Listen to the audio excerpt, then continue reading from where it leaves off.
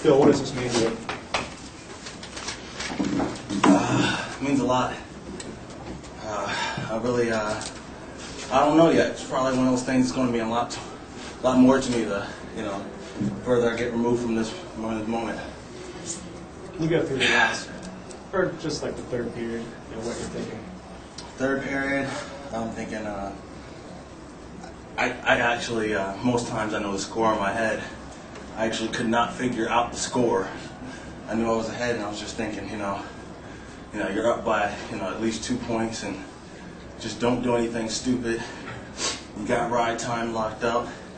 You can't hold you down. Just keep looking for a takedown, and just, it all happened so fast and it came together just about perfect.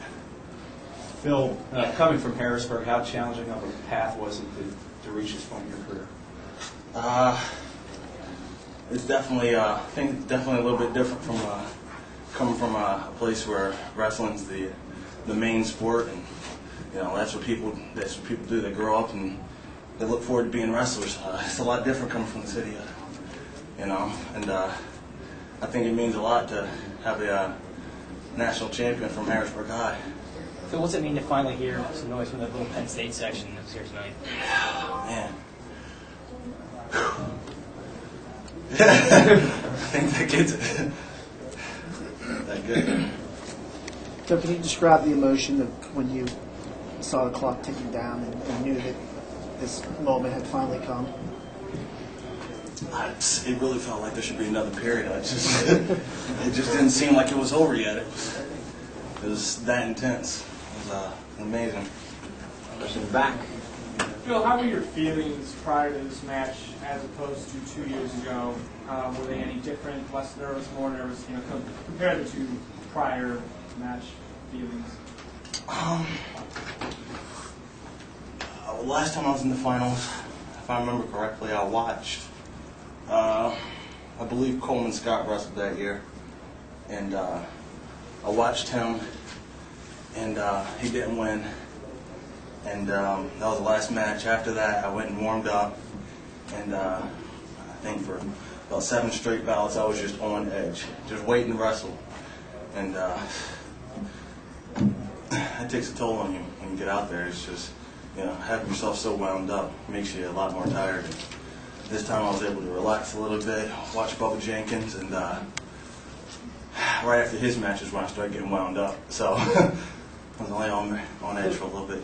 So you're used to high-level competition. I mean, what are you going to miss about this kind of atmosphere, this tension, if you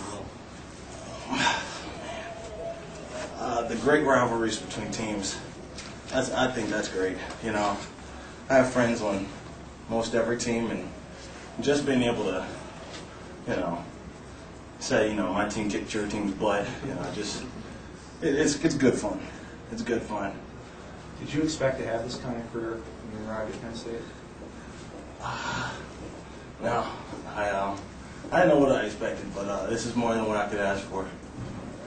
Bill, the NCAA made a point of honoring former African American champs.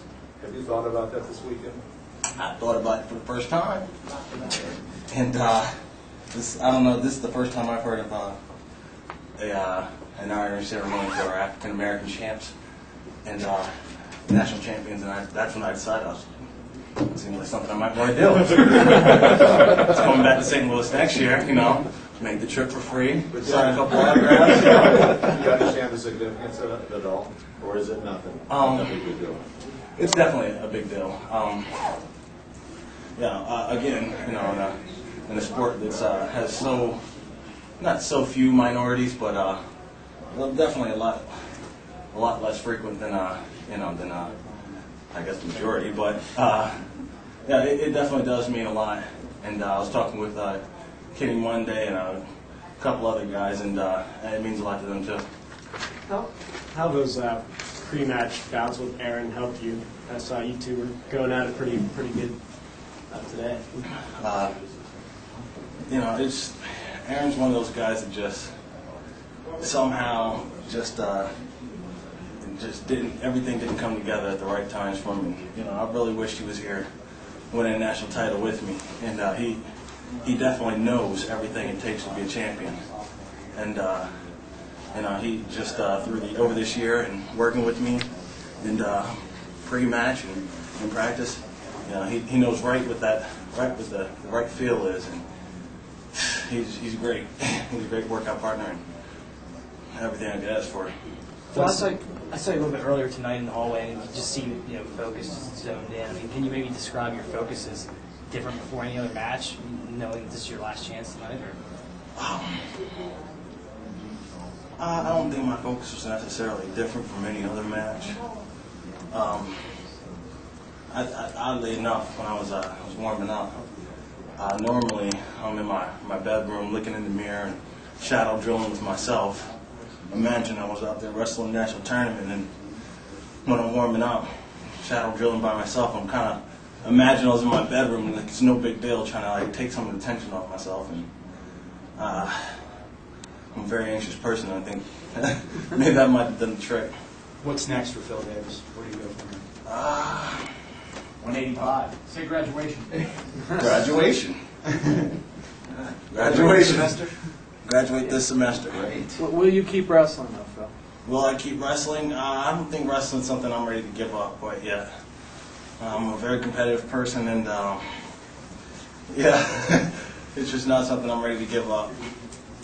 What exactly that means, whether that's coaching or